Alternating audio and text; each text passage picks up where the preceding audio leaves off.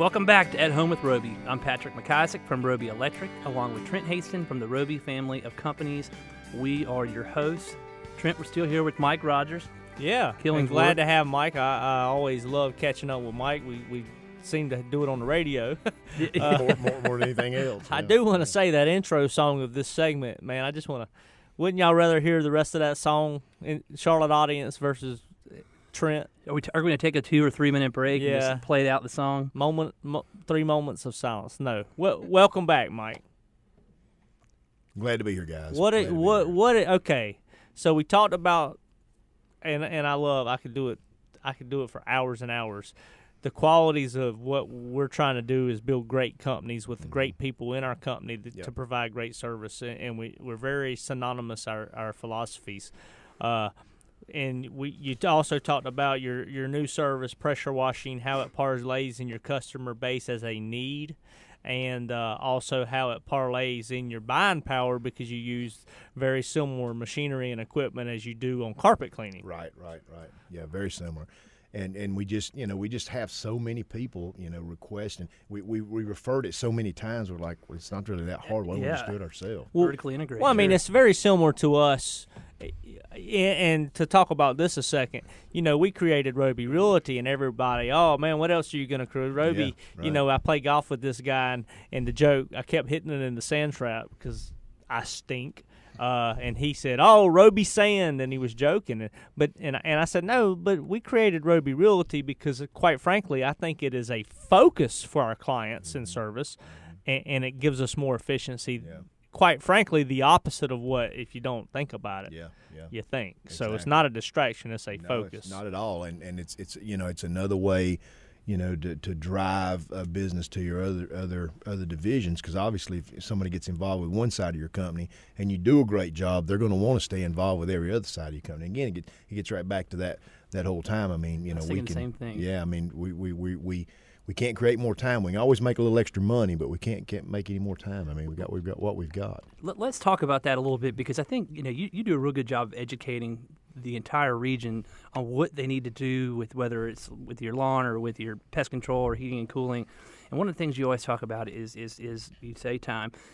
When should people start to recognize when they need to call for your services? Because I think I'm going to use heating and cooling as an example. When do people call you? They don't have a service plan. They call you, my stuff's broken. Yeah. What do I do? Yeah. When it's 90 degrees outside, and we every HVAC company in this town gets a ton of calls when stuff breaks.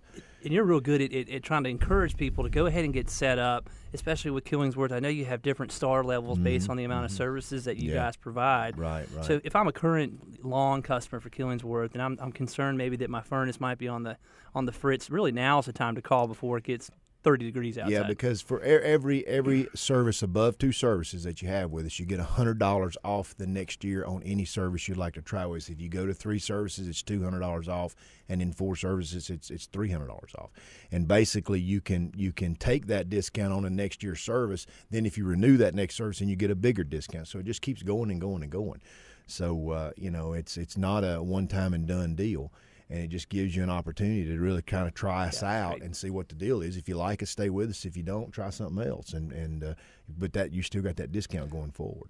I'm sure you're coming off a busy HVAC for the audience. That's what's that stand for? Heating, ventilation, and air conditioning. Heating, ventilation, air conditioning. I got caught up a little bit on that. Part. We like to educate on the show, but I'm sure you came off a busy week with every day being in the 90s plus in Charlotte. Yeah. So it's amazing. I mean, if the weather drops 2 degrees below 90 degrees, the phones will quit ringing. It's amazing. I mean, it truly is. What's your low end threshold on heating? So when does that pick up? Because that's what's next. I guess really, when it gets down in the 50s, 40, in the 50s, we'll start getting a call. And really and truthfully, the biggest thing with heating is it's just like with the, and we tell people, don't freak out about this, but it is possible. I mean, just like with the carbon monoxide poison up in Boone a couple of years ago with the folks that lost their life in that hotel.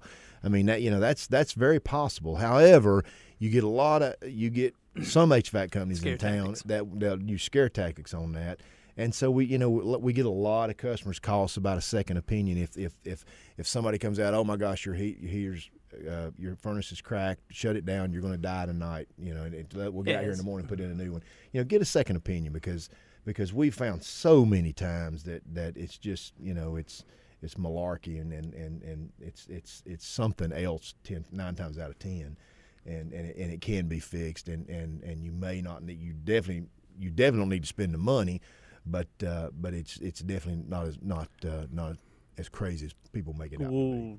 I was raised when it got into the 50s, put on some dag-blasted clothes, son. Exactly. Put another blanket on the bed. Yeah, exactly. Where's your sweaters, boy?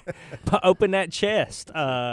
So if you're just tuning in, we're on the At Home with Robi show. We have Patrick McIsaac, who hails from Robi Electric, and Trent Haston from the whole Robi family of companies, and we're joined by Mike Rogers with Killingsworth. Mike, let's talk about, we're in the season, let's talk about what you need to do with your lawn and why it's so valuable. Something I want to touch on is why it's so important to get your lawn prepped for the next full year in the fall versus doing it when it, like he says, in it's 90 degrees in your air conditioner breaks, doing it in the spring. And the reason you can't do it in the spring is because summer comes right after spring, and those young seedlings are not developed enough in the spring to make it through that heat in the summer. Because they love it when it's 50 degrees. Oh yeah, well if it's a cool season grass. Now if it's warm season grass, obviously that's another issue. Little seedling, put on another coat. But with